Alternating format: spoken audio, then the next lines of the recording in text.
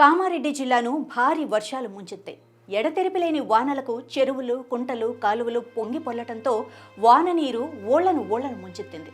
ఇక పండగ పూట కూడా పీకల్లోతు నీళ్లలో బిక్కుబిక్కుమంటూ గడపాల్సిన దుస్థితి అక్కడ వాళ్ళకి ఎదురైంది. జాతీయ రహదారి మూసివేయటంతో కిలోమీటర్ల మేర ట్రాఫిక్ నిలిచిపోయి జనమైతే అష్ట కష్టాలు ఎదుర్కొన్నారు. ఇక రైళ్లు ఆగిపోయాయి. కార్లు, బైకులు వరద నీటిలో కొట్టుకుపోతున్నాయి.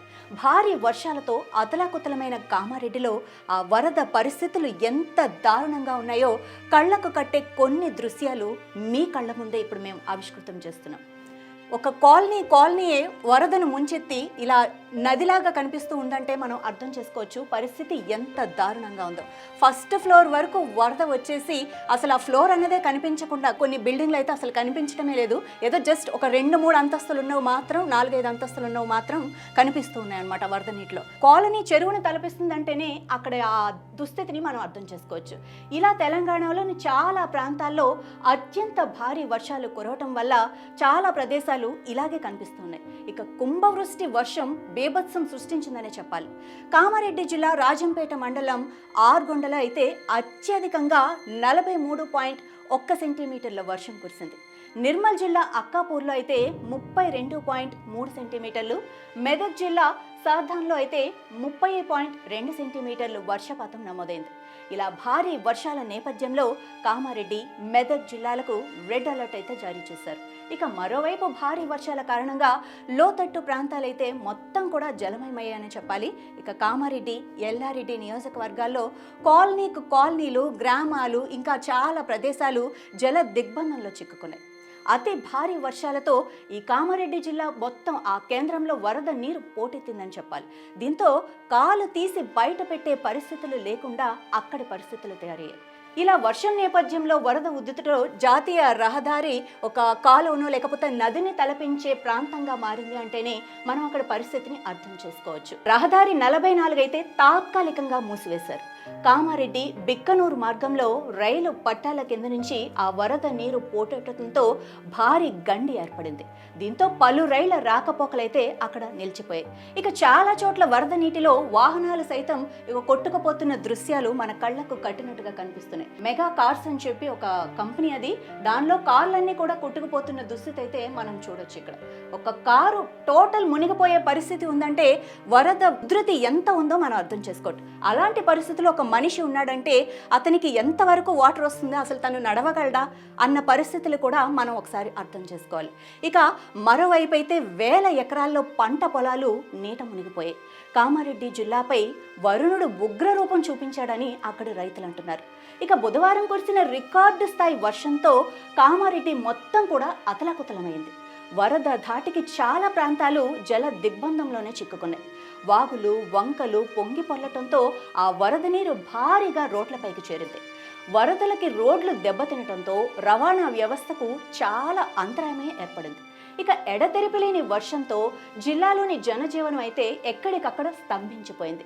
గ్రౌండ్ ఫ్లోర్ మునిగి ఫస్ట్ ఫ్లోర్ వరకు వరద నీరు చేరుకుంది అంటేనే అక్కడి పరిస్థితులు మనం అర్థం చేసుకోవచ్చు. ఇక అనేక కాలనీలు అయితే ఆ జల దిగ్బంధంలో చిక్కుకున్నాయి.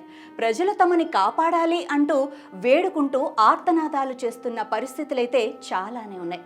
ఇక వరద భారీగా రోడ్డుపైకి రావడంతో బిక్కనూర్, కామారెడ్డి హైవేపై అయితే భారీగా ట్రాఫిక్ జామ్ అయింది. బిక్కనూర్ టోల్ ప్లాజా నుంచి కామారెడ్డి వరకు జాతీయ రహదారిపై ఎక్కడికక్కడికే వాహనాలు అలా నిలిచిపోయాయి. సుమారు 20 కిలోమీటర్ల వరకు ట్రాఫిక్ జామ్ ఏర్పడిందంటేనే మనం పరిస్థితిని అర్థం చేసుకోవచ్చు. వాహనాలు నిమిషానికి 10 మీటర్లు కూడా ముందుకు కదలలేని పరిస్థితి అక్కడ నెలకొంది. ఇక భారీ ట్రాఫిక్ జామ్తో వాహనదారులు నరక యాతన అనుభవించారు. ఇక పిల్లల పరిస్థితి అయితే చెప్పనవసరమే లేదు. అప్పటికప్పుడు రంగంలోకి దిగిన పోలీసులు ట్రాఫిక్ నివారణ చర్యలైతే చేపట్టారు. ఇక కామారెడ్డి హైదరాబాద్ నేషనల్ హైవే 44 అయితే చాలా తీవ్రంగా దెబ్బతింటంతో ట్రాఫిక్ డైవర్షన్ చేపట్టారు పోలీసులు. ఇక వాహనాలను ప్రత్యామ్నాయ మార్గాల్లో పంపిస్తూ ట్రాఫిక్ని క్లియర్ చేయడానికి చాలా వరకు ప్రయత్నించారు.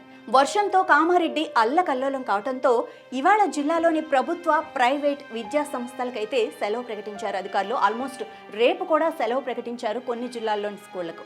ఇక జిల్లా కలెక్టర్ అధికారులు అంతా కూడా ఎప్పటికప్పుడు ఆ పరిస్థితిని పర్యవేక్షిస్తూ ఎలాంటి చర్యలు తీసుకోవాలా అన్న దానిపై సమీక్షా సమావేశాలు నిర్వహిస్తున్నారు. ఇక వరద ప్రభావిత ప్రాంతాల్లో ముమ్మరంగా సహాయక చర్యలు అయితే చేపట్టారు. మనం ఇక్కడ పరిస్థితి అయితే చూడొచ్చు. అతను ఎంత కష్టపడుతున్నాడో ఆ రోడ్డుని క్రాస్ చేయడానికి.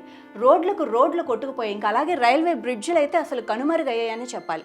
కొన్ని వాహనాలను కొన్ని ట్రైన్స్ని కూడా ఎక్కడికక్కడ నిలిపివేసేవారు రైల్వే వాళ్ళు. ఇక కామారెడ్డి జిల్లాలో కుంభవృష్టి వర్షం అయితే బీభత్సం సృష్టించింది. ఎడతెరిపి లేకుండా కురుస్తున్న వానలకు చెరువులు, కుంటలు, వాగులు పొంగి పొర్లుతున్నాయి ఈ విధంగా. ఇక పోచారం ప్రాజెక్టు పరిస్థితి అయితే ఇంత దారుణంగా ఉంది. మీరు విజువల్స్ చూడొచ్చు. చెరువు మధ్యలో చిక్కుకొని ఆర్తనాదాలు చేస్తున్న పరిస్థితులు మనం చూడొచ్చు. రక్షించండి, మమ్మల్ని కాపాడండి అంటూ వేడుకుంటున్న ఆ విజువల్స్ అయితే మనకు కళ్ళకు కట్టినట్లు కనిపిస్తున్నాయి. భారీ వర్షాల నేపథ్యంలో కామారెడ్డి, మెదక్ జిల్లాలకు రెడ్ అలర్ట్ అయితే జారీ చేశారు. ఇక మరోవైపు భారీ వర్షాల కారణంగా లోతట్టు ప్రాంతాలైతే మొత్తం కూడా జలమయమయ్యాయి. ఈ కామారెడ్డి, ఎల్లారెడ్డి నియోజకవర్గాల్లో కాలనీలు, గ్రామాలు ఇంకా జల దిగ్బంధంలోనే చిక్కుకున్నాయి. తెలుగు రాష్ట్రాల్లో ప్రజలంతా కూడా ఒకవైపు వినాయక చవితి సంబరాల్లో మునిగి తేలుతుంటే మరోవైపు ఈ కామారెడ్డి కొన్ని కాలనీలు అయితే ఇలా జల దిగ్బంధంలో చిక్కుకొని అల్లాడుతున్న పరిస్థితులు మనకి కనిపిస్తున్నాయి. ఎంతో మంది ఎన్నో దాన ధర్మాలు చేస్తూ ఉంటారు. ఇలాంటి సమయంలో అంటే మన తెలుగు రాష్ట్రాలకు సంబంధించిన కొన్ని ప్రాంతాలు ఇలా నీటిలో చిక్కుకుపోవడంతో వాళ్ళు అక్కడ ఆహారం లేక ఏమీ చేయాలో పాలుపోక చాలా ఇబ్బందులు ఎదుర్కొంటున్నారు. సో ఎవరైనా హెల్ప్ చేయాలి అనుకుంటే ఇలాంటి పరిస్థితులు వచ్చినప్పుడు మనలోని కొంతమంది హెల్ప్ చేయడానికి చూస్తూ ఉంటారు. బట్టలు కానివ్వండి, లేకపోతే ఫుడ్ కానివ్వండి, వాటర్ కానివ్వండి, ఇవేవీ లేక అక్కడ పరిస్థితులు అంటే అల్లాడుతున్న పరిస్థితులు మనం చూస్తున్నాం. సో మీరు హెల్ప్ చేయాలి అనుకుంటే ప్రభుత్వం ఏదైనా హెల్ప్ లైన్ ప్రవేశపెడితే దానికి కొంత మీకు తోచినంత హెల్ప్ చేయడం, లేకపోతే సీఎం రిలీఫ్ ఫండ్ ఉంటుంది, దానికి కూడా మీరు ఎంతో కొంత మీకు తోచినంత హెల్ప్ చేయొచ్చు. అది డబ్బే కానక్కర్లేదు, బట్టలు అవ్వచ్చు, ఫుడ్ అవ్వచ్చు, వాటర్ అవ్వచ్చు, లేకపోతే మనీ రూపంగా అయినా మీరు హెల్ప్ చేయొచ్చు.